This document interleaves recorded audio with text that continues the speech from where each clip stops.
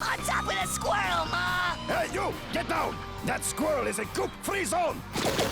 So I asked you guys in the community tab, what do you guys want to see that you don't see around often? And a few of you guys said, My Life as a Teenage Robot. It's a show I haven't covered in months, probably even years. So in my search, I came across a great versus idea. You know those episodes in which the main character connects with another group that other main characters don't like? Well, let's go over a great way to tell this story and a not so great way to tell this story. Also plug in my Twitter.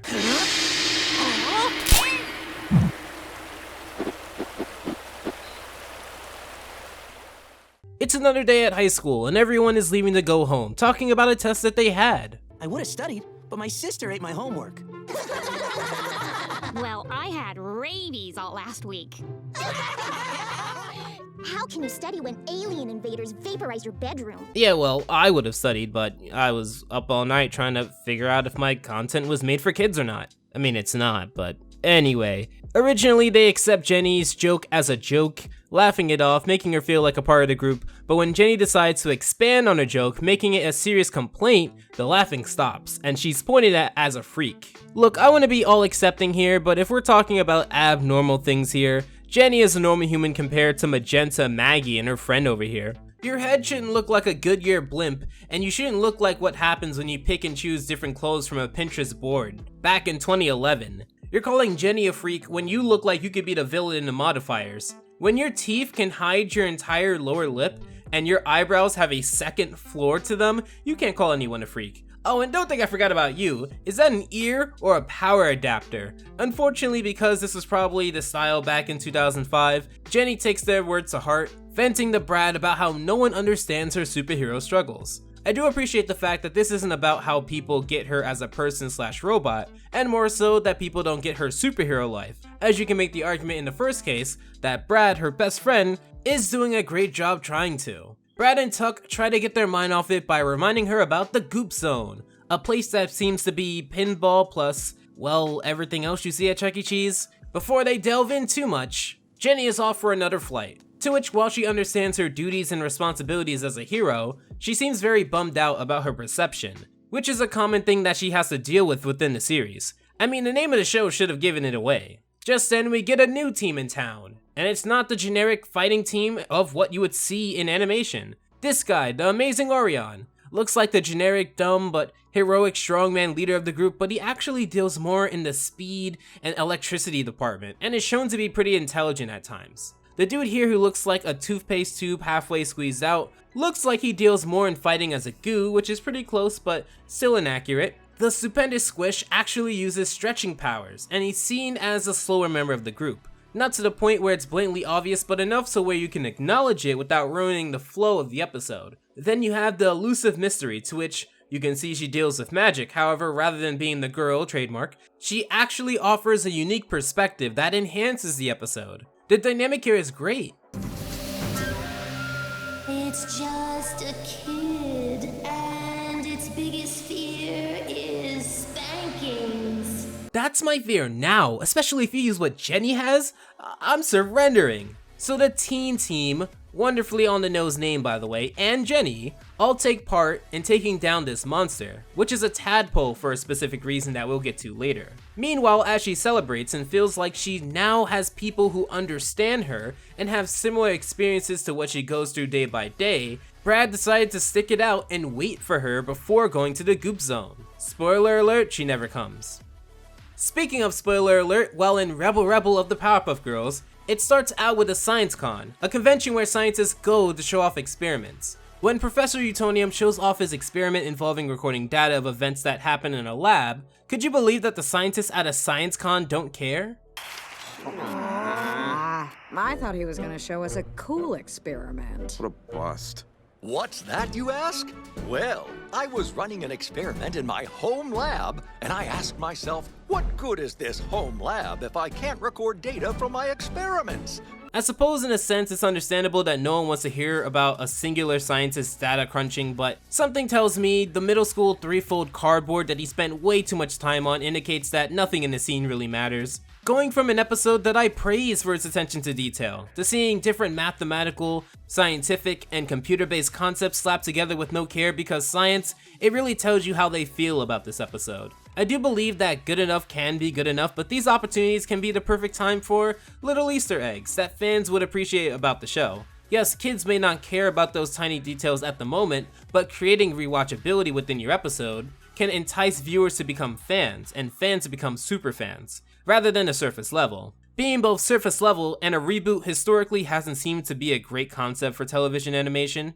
What good is being a scientist if you can't talk science with other scientists? And you know what? That's fair. Problem is, they didn't leave because it wasn't scientific in nature, they left because it was boring. Now, as shallow as they are, moving the goalposts of what happened doesn't leave the professor in the best light either. Fortunately, the lonely professor would meet a team of 4 that would aid in his problem.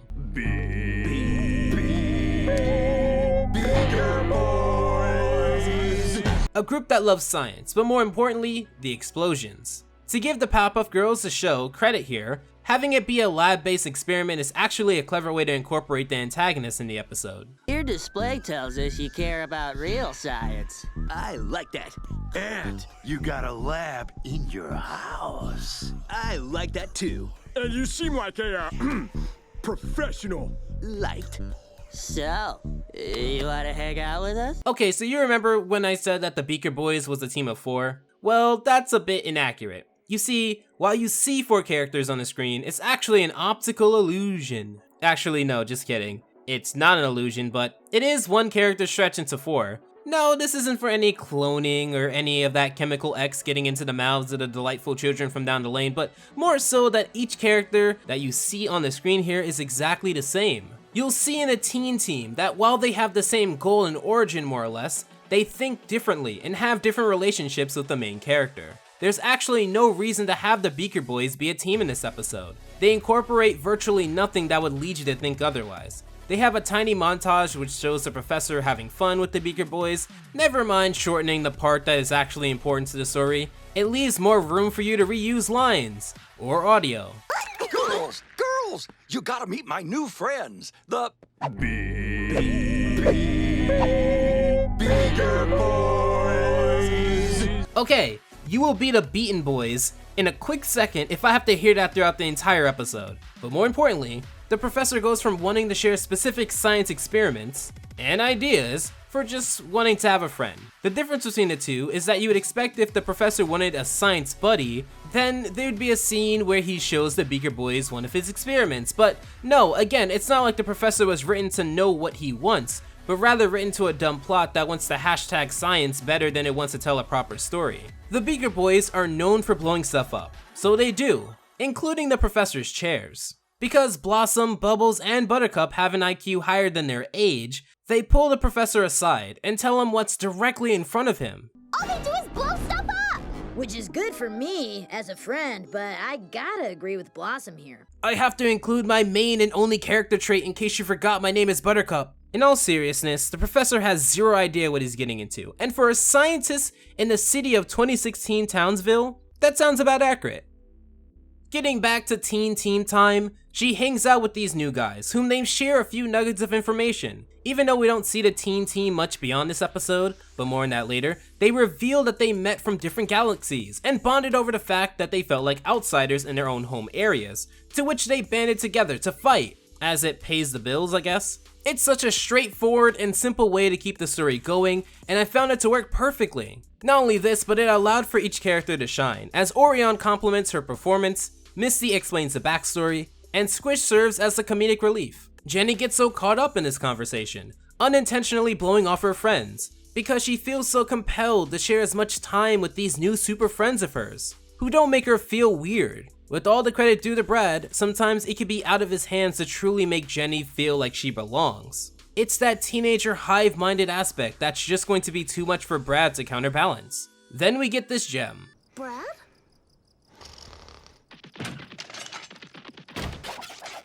Sweet dreams, bro. How many times will you see a joke like that? Not necessarily the clown, but the idea of playing with light to withhold the punchline here. This is one of my favorite jokes of the series, and I can hope you see why it works. We see a few more scenes giving tiny nuggets of information about the connection between Misty and Jenny. The episode cleverly focuses on the two, as Orion is the leader and Squish is the comedic relief, and neither seem to have the personality type to want to sit down and talk about their school troubles. Yes, school troubles. Misty talks about why she couldn't study for an upcoming thing at presumably school. Now, in all fairness, she could be talking about something that happened before, but how her studying and visiting different worlds coexist is beyond my Earth brain. Now, while she'd have a good time talking to Misty, she'd be apologizing profusely to Brad, who waited up all night for Jenny, so that she wouldn't feel left out, which is ironic, because the thing that Brad didn't want for Jenny, he went through it. I appreciate the wackiness of this conversation by inserting cartoonish gestures, like when Brad scraped the green goop off him to reveal a mustache. Jeez, Tuck is a natural. XJ9, you have been selected to join the legendary Teen Team. Seriously? But first, The initiation. Jenny would then go on to fight them 3-on-1 and surprisingly put up a great effort. Now the key here is that Jenny isn't completely destroying them, but rather holding her own. The action here was alright, nothing that you wouldn't have seen before, even if you haven't seen the show before. What interests me is the following. So Jenny gets whacked into Misty, whom reads her mind. To combat this, Jenny turns off her brain, which prevents Misty to be able to read her mind and get her weakness. Orion responds by saying, Great, another quality recruit. As if Squish wasn't bad enough. I mean, it's not like Jenny didn't turn off her brain or anything 5 seconds ago. You were literally commenting on her skills and apparently thought that she was good enough for initiation. But now you dump on her, right in front of one of the best ways she had at her disposal to fight against Misty? I think you may be the quote-unquote bright one here. You also see that the team, when they aren't around a cheering crowd, act very differently. It's almost as if a mask is taken off, and they aren't exactly who they seem. Unfortunately, because Jenny had her brain turned off, she didn't notice the cracks in the armor here. Attention, the arcade will be closing in 1 hour, so will the loser in front make up his mind? Is he going to sulk all night or come in and have some fun? Wow, that was rude, but effective? As Brad ends up having fun. There's apparently a maze, arcade, playground, ball pit, and for some odd reason a paintball activity where the entire place for the most part is the battleground. I say most because this giant squirrel, also called Goopy, who also has wheels because plot, gets goop all over it, which causes the moving statue to go on a rampage. And its target? A baby that someone left at the goop zone. Firstly, if you leave your baby at a place called the goop zone, you don't deserve your baby. Seriously. Like, that's the law in 6 different countries, but more importantly, I noticed that the story sets up the eventual rescue by having 3 T-shaped shadows underneath the baby, which is the amount of members in the teen team. However, it's misleading in a good way, where you see the surprise being that Jenny has joined the team, and that she's being used to stop the danger at hand. While it's a great moment for the expanded team, it's not a good moment once more with Jenny and Brad. hey guys, this is my friend Brad. Yeah, sorry, Jen. We, don't associate with regulars. Psych! You got me. He's perfectly serious, Jennifer. We just don't fit in with regular humans. It never works out. That's just the thing. With Jenny's struggle in the beginning of the episode, she initially thought that she'd never fit in, and that her robot form and superhero lifestyle has alienated her from ever truly connecting with the people around her. However, what has made her unique isn't any of those traits, but rather her desire to befriend the people of Earth and protect them from danger. This is why Jenny would never say the things that the team says, because she's lived here and she has friends who make an effort, like Brad. Incidentally, the person that she stepped on the most, but that's okay because at the end of the day, she wants to unite the group together in the same way that she did for herself, not being one and the same, but redefining what in means in fitting in, metal or skin. And I understand the outlook of the teen team. It would go against their group's origin to understand and want to team up with the outsiders. However, Jenny could never go along with that. What is she to do? Before you figure that out, I want to highlight a great joke from Rebel Rebel. And I think I'm capable of making responsible decisions, peer pressure or not. Blow it up!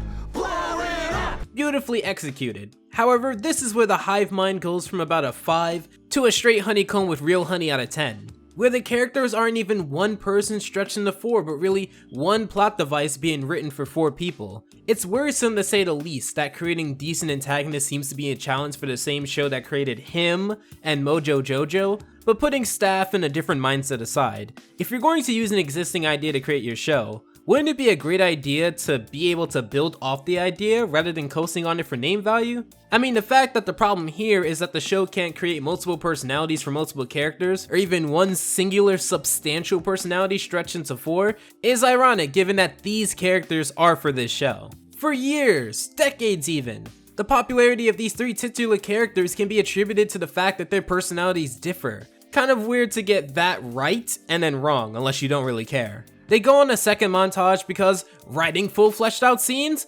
What's that? Why not simply imply most of the story? It's not like anyone's watching or anything. The Beaker boys are very impressed with Professor Utonium, however, they need one more thing from him before they can let him in as an honorary Beaker boy. They need him to create a monster. I mean, there's no other way a monster is going to form unless they brute force one in. Fortunately, they do have a reason for this that I'll elaborate later on, but it's not like it's clever or anything.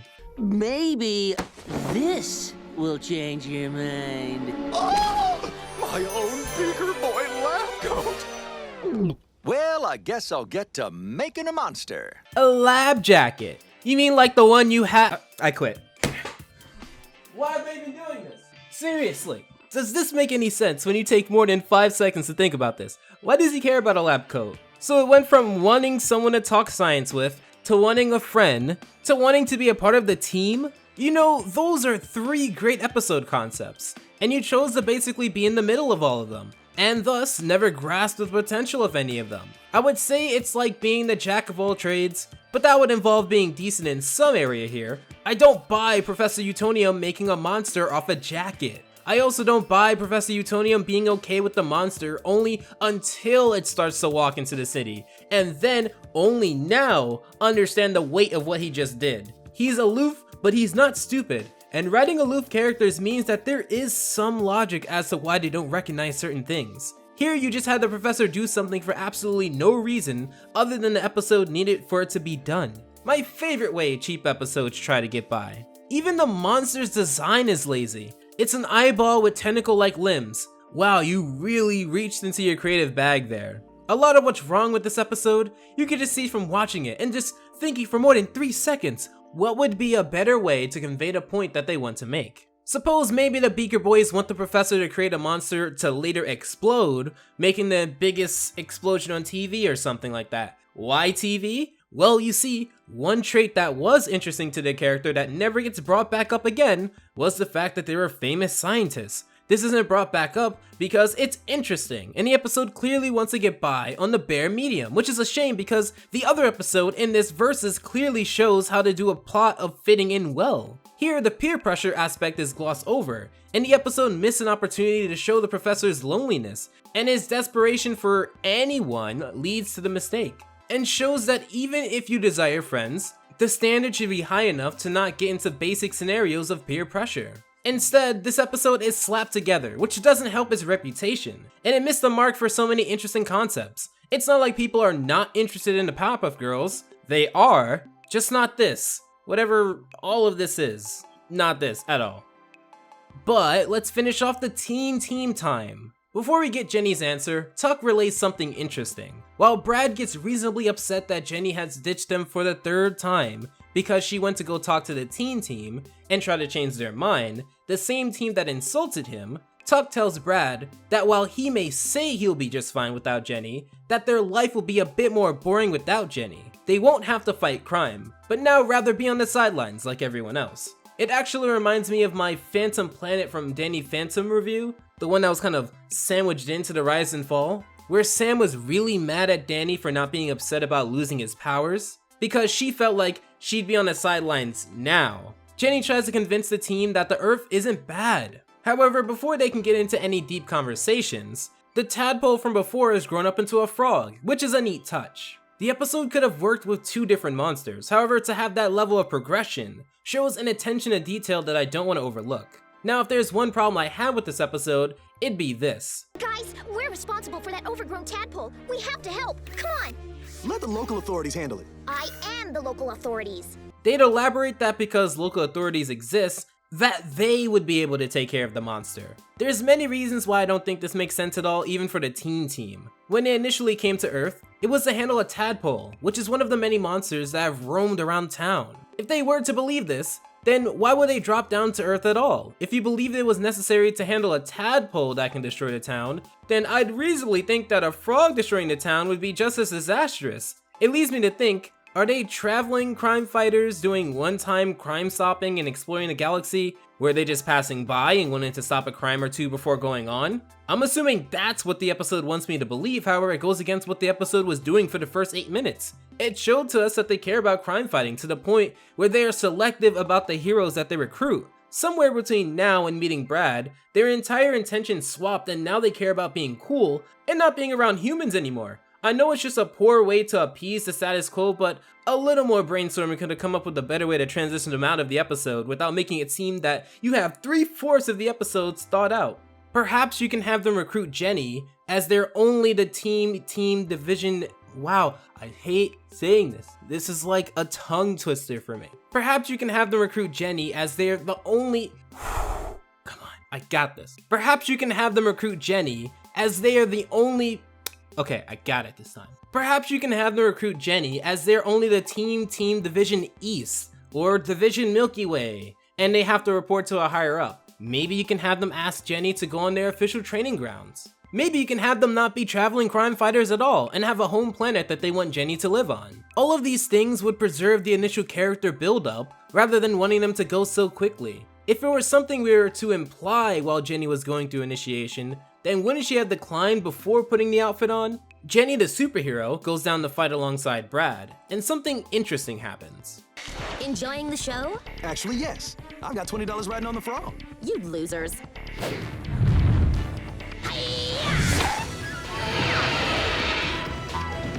Misty comes to Jenny's aid. After Brad's paintball skills, and Jenny's attempt to spank the monster into submission again, Misty abandons her friends who now decide they are not leaving, but they want to watch the chaos unfold. Again, it makes their characters look disingenuous from the start, which is a good story to tell, but it wasn't the story told here. Yes, I talked about the dynamics of the team earlier, but it's such a small detail that the common viewer, and definitely the common child, would have never picked up on. It's so weird the route that they went for this. It's clear that Misty, Jenny, and Brad can't brute force a victory out of this monster, which proves its legitimacy. With a little cleverness from Brad, they incorporate the light not once to kill the monster, but twice to shine a spotlight on the origin of the idea. Jenny and Misty's relationship would only get closer in this episode, showing a focus on making each character in the teen team have a different relationship with Jenny. It makes them feel like characters, and not one character copy pasted 3 times. As Misty leaves to be with the teen team, Brad and Jenny make up towards the end,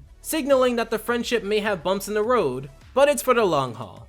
Finishing off Rebel Rebel, the girls figure out how dumb their dad is and go attempt to save the day. Meanwhile, the villains, because this is a cartoon, explain their intentions. Normally I would brush this over because I understand why it's in cartoons. However, this one annoys me more for some reason. Maybe because the villains spend so much time explaining their intent, and most of their intent was brushed aside in half-baked montages throughout this episode. Or maybe because I believe the writers were intended for this to be the aha moment for kids, so that they get to the bottom of who these Beaker boys really are. But ultimately it's self-defeating, because if you have to explain something as surface level as the Beaker boys for more than 10 seconds, then I don't know if they should be watching something like the Powerpuff Girls 2016. They take the lab, but not the garage, because it was a clean break.